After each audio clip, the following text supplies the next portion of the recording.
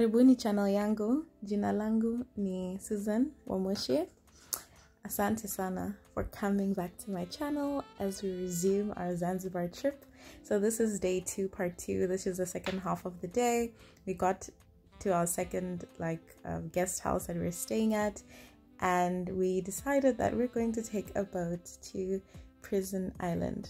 So we got onto the boat and it's called Nyota Njema, which means beautiful star. I think, guys, I'm still learning Swahili on Duolingo, but there are a lot of boats off the coastline, and a lot of these trips are very common with tourists in the area. So it was about a 30-minute boat ride to Prison Island, and what we're going to do at Prison Island is we're going to learn more about the history of the island and why it's called Prison Island, as well as interact with some of the oldest tortoises that they have in Zanzibar.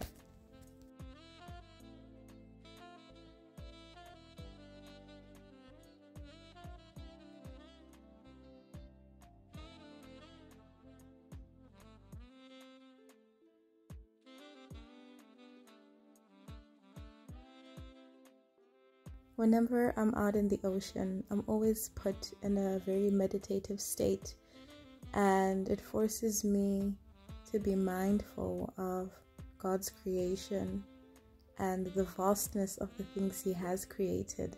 Like, guys, the ocean. I was just there thinking about how wild the phenomenon of buoyancy is. And I'm sorry to sound like a nerd, but I am an engineer, so I did study fluid mechanics. But anyway, so we arrived at Prison Island, and look how beautiful and blue the water is. It's just this delicious, clean blue, and we eventually got off the boat, and this is a view from the pier, and we're walking up to the office to pay for our entrance ticket. And yeah, enjoy the tour. I'll interject here and there to tell you what's going on.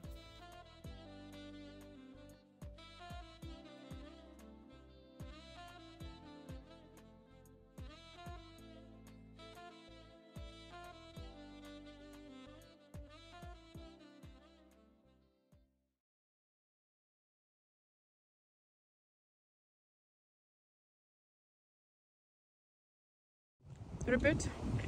It has no taste value. We should buy them tomorrow. They already made one. I didn't know Bubbles had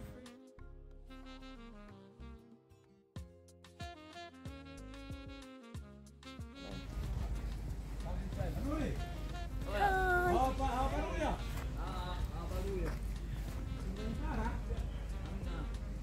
Hello.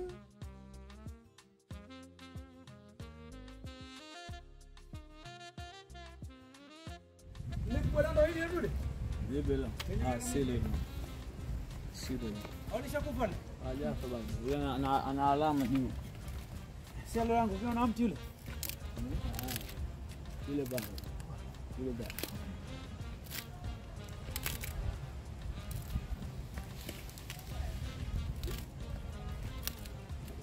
They have a separation shape, but this they are only flat.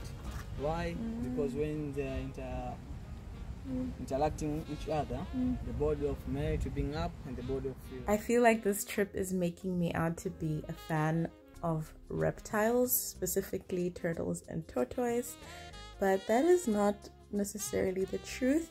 However, I'm always open to learning and discovering more about this world and the creatures in it.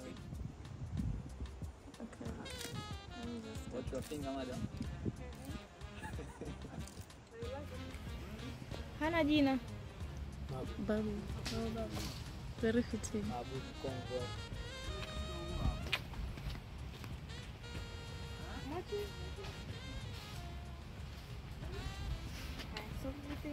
Spending time with Babu and his clan, we proceeded to explore the rest of the area. So Prison Island got its name because it was built to initially be a prison, but ironically it has never housed any prisoners.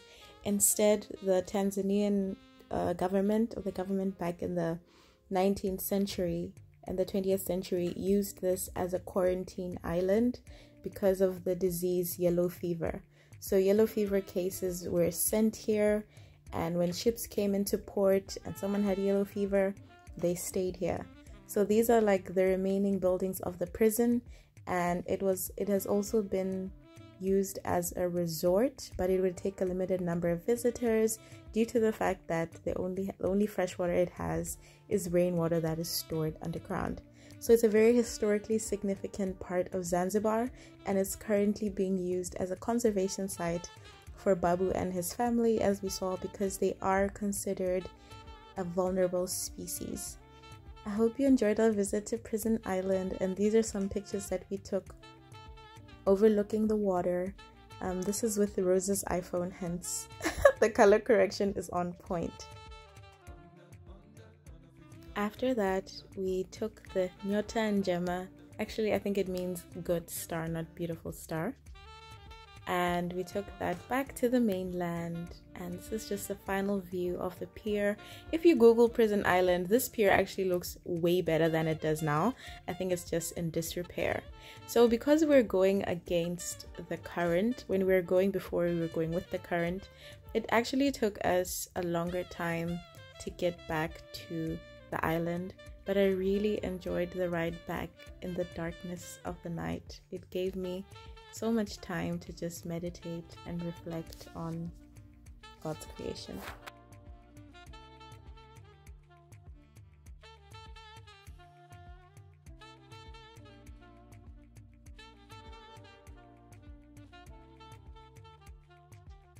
We are on our way to get food. I forgot what's the name of the street, but essentially we got some meat kebabs, which was actually camel meat, so nyama ya ngamia. It was very, very nice. And then we also got Zanzibar pizza. So it's a street food in Zanzibar that's made very, very uniquely. It's giving omelette vibes. It's giving chapati omelette. I don't know. It's giving pancake. Not pancake, but like it's essentially like this thin bread, and yeah, you'll see how it's being made. So this is our wonderful chef for the evening.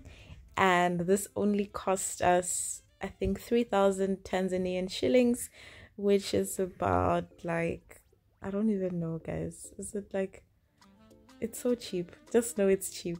Go and do the Google, I almost said Google Translate of the currency. Go do the foreign exchange of the currency.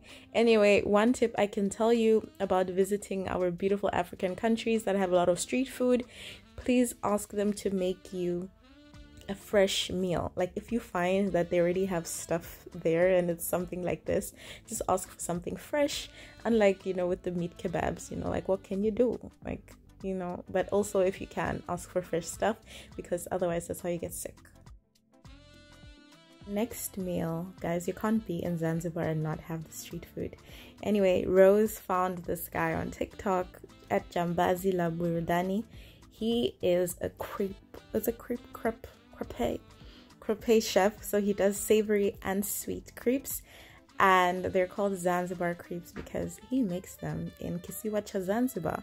So this is like the list of the menu for the sweet ones, and I think the most expensive one was 7,000 Tanzanian shillings, which is about like $2.50 or something based on the price I gave you. But it's relatively cheap if you're not coming with like your Tanzanian shillings, if you're coming with your foreign currency. Unfortunately, the Tanzanian shilling isn't that strong, but you know, it's serving the country, so what can we say? Anyway, this is Rose taking her chance at making a crepe herself, because they make it in like, you know, it's a traditional crepe way. But for example, I grew up eating crepes, but my mother called them pancakes, and then it's only when I got older that I realized that pancakes have like a rising agent, whereas crepes are just like basically a flat cake on the pan. And look at how well my girl does it. Like, slay sister, slay, slay, Marembo, Mpishi. Mpishi means chef. So yeah, Rose made like a beautiful crepe, and that was our sweet crepe that we had. And we also had a sour one, and we like I guess washed all of it down with fresh sugarcane juice. Guys, when I was in East Africa, sugarcane juice was like my thing. Anyway, this is like, yeah, a sweet crepe. It had bananas and strawberries and Nutella, and it was so good, guys. Like, I love food. That's all I'm gonna say. And if you love food, then you should go to Zanzibar, because you can get a lot of great food for like little money. So yeah, please be sure to follow this guy on TikTok, engage with his content, and when you visit Zanzibar, tell him you came because you saw him on the YouTube. This part of Stone Town we're in is called Forodhani. It is a popular location where people usually dive off from here in the ocean.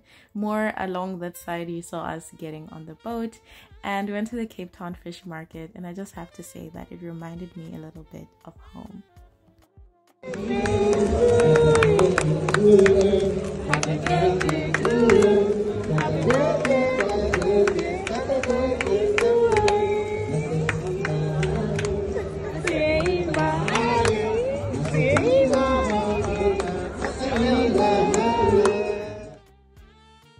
After a very long day, we went back to our guest house, which was called Tarawanda Guest House in Stone Town. I loved decorations. It was a very beautiful space. I didn't take a video of our room because I was really tired, but I really wanted to show you guys all the art and African vibes that the building has. Anyway, we enjoyed our good night's rest, and our stay included breakfast, so we went down to have breakfast in their beautiful, cute courtyard. Hey guys, welcome back to my YouTube channel. Hi Alice. We were served a proper Swahili breakfast where we had chapati and samosas and a scone with some beef stew made with mince. That's me, that's Rose. We so cute together, I know. Anyway, so we decided that we want to film like a how we met video, and I'll probably edit it and put it up, but if I don't hate me, because we could have decided not to post it anymore. Anyway, this is Rose being a journalist because she knows how to film content better than me. After that, we took a bajaji to the market, and I just bought a few cute things. I don't want to spend too much, but I bought a cute bag and some seashell jewelry, and also like bought some souvenirs for people. And this was just a drive through Stone Town, and as you can see, the driving here gives very much East African drivers, because you have to battle with public transport, bajajis and motorbikes. And anyway, this is just the view from the bajaji of the ocean as we are making our way to the port now, because we are sadly leaving Zanzibar. We passed Zanzibar Serena Hotel. If you want to stay at a beachfront stay, this is probably one of the top ones that you'd go to. We almost stayed here, but because we changed our itinerary, we ended up staying at Nungwi Beach and just stayed at Tarawanda in Stone Town, which is more inland. What I love about Zanzibar is they retained the structural integrity of the original buildings and just allowed for like refurbishment inside, but most of the buildings in Stone Town have their original skeletal structure.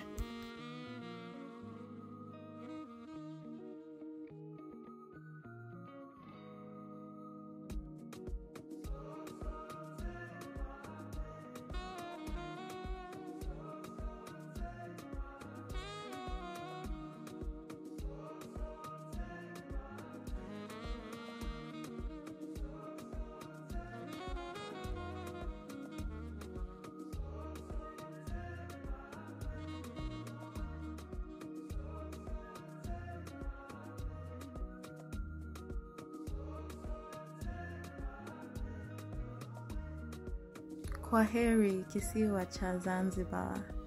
Asante sana.